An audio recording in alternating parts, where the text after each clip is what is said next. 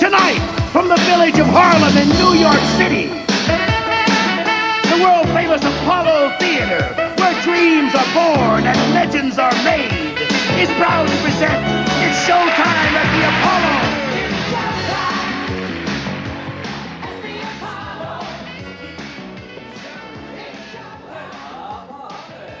I love Les's voice. Yes. Well, a local organization is taking action to help people fight an inherited blood disorder, and the group is using some star power to spread its message. So right now we have actress, philanthropist, television host Kiki Shepard, best known, of course, as the co-host of It's Showtime at the Apollo, joining us to talk more about the annual Sickle Cell of Hampton Roads Celebrity Black Tie Gala. Thank you so much for being with us. Oh, it's my absolute pleasure. It's great to be here. I love flying into Norfolk. It was just gorgeous. Well, that's wonderful. I know you flew directly in and then came here, so we appreciate that with your busy schedule. Oh, no problem. I'm just happy to be here to promote and bring awareness of sickle cell disease. So let's talk about this, Kiki. I know that you have the trait. And yes. So when did you get involved in being an advocate for spreading the messaging and raising awareness about sickle cell disease? I really got involved, I'd say, around 1993 when I first went to Los Angeles to live. But I found out while I was dancing on Broadway that I had the trait. A doctor told me, by the way, you carry the sickle cell trait. And I said, what's that? He said, don't worry about it. It will never affect you.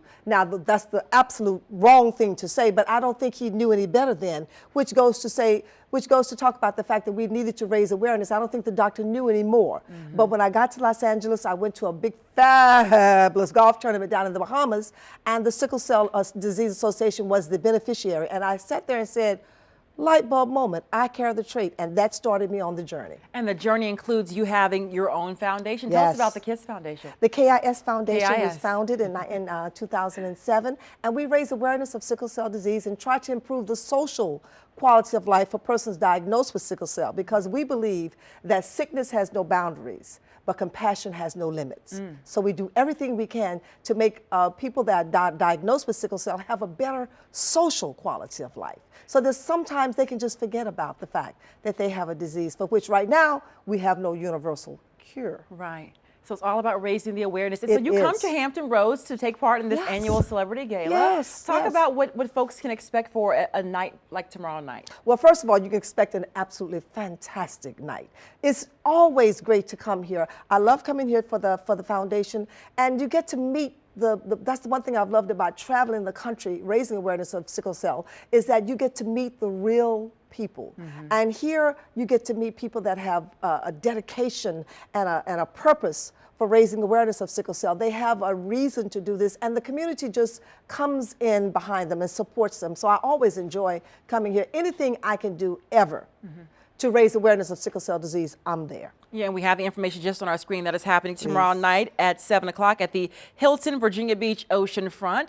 The information's right there on your screen, so I'm sure a lot of folks will be out there supporting the event. And you know, when you first got here, obviously the Showtime at the Apollo music was playing. I said to you off camera, I said, you probably can never shake that. Never. But I'm happy that I don't ever want to shake it. Okay. That has given me notoriety that I never ever thought about. You know, I never thought that my name would be, when I was coming through the airport, all the way from Los Angeles through Atlanta, and people like, Kiki Shepard, one lady recognized my voice.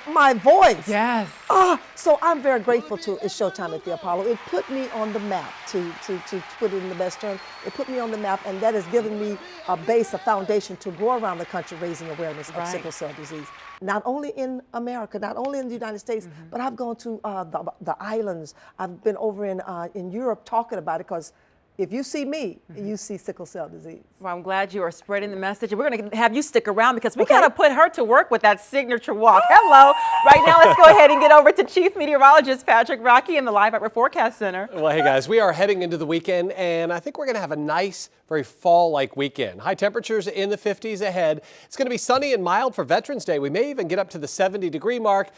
But then the temperatures plunge as we head toward late next week, the coldest air of the season on the way. Not terribly cold right now, 53 south side, 50 on the peninsula, is down to 46 on the eastern shore, low and mid 50s for the Albemarle and the Outer Banks of North Carolina. Temperatures in the low 60s for highs today at Norfolk International, just a little bit below normal. Normal high is around 64 degrees. So let's talk about what to expect in your neighborhood for tomorrow. 58 around Stumpy Lake in Virginia Beach, 57 for high around West Neck. We're talking mid and upper 50s for Northwest and Great Bridge and Crestwood in Chesapeake. Around 58 degrees for areas around Portsmouth. As a matter of fact, I want somebody to be able to point to some of these numbers for you. How about a little Kiki action here? There we What would you like There me we to go. point to? Let's see. Let's head to the peninsula. It's my hometown in Newport News. Is it this way? The Oyster Point right there. There Oyster you Point. go. There's Fort Oyster right Eustis here. at 57. Let's head to the eastern shore. You are making your rounds, aren't you?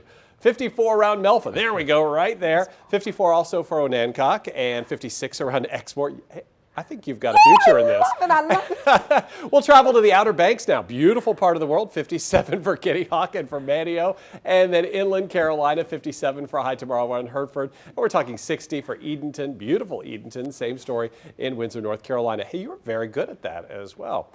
All right, here's a look at Viper radar, Kiki. And you can see right now, for you, just for you, we've got a clean sweep across the area. We've got quiet weather, high pressure dominating our weather. But we do have a cold front on the way. Here it comes. Here it comes right there. It is going to move in late tomorrow, bring us a few clouds around. It got me. Now, here's the one you need to be mad at right here. That's the cold front that's going to bring us the coldest air of the season. And as a matter of fact, if you're going to be traveling up to the northern tier of states or middle and later parts of the work week, you're going to have to deal with some snow and the coldest air of the season on the way. So our forecast as we head toward tomorrow morning, cold, mid-30s, lots of sunshine, mid-50s by midday. We're talking mid and upper 50s in the afternoon. And our 7-day forecast shows that warm up toward Veterans Day on Tuesday and then the cold air on the way. You're pointing to it right there as we head toward Thursday and Friday of next week. We'll be right back.